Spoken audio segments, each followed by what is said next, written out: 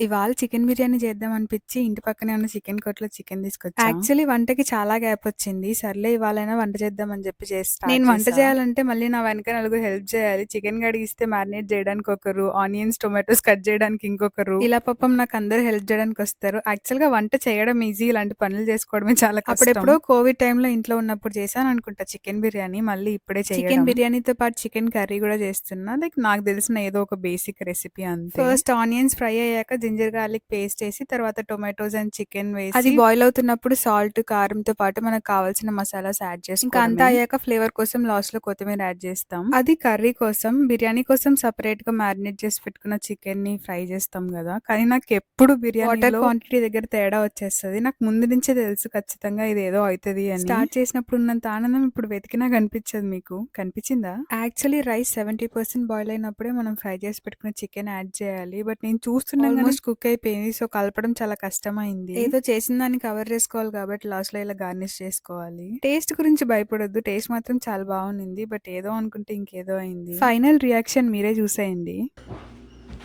Chicken biryani అనుకున్నా. సంకటైంది.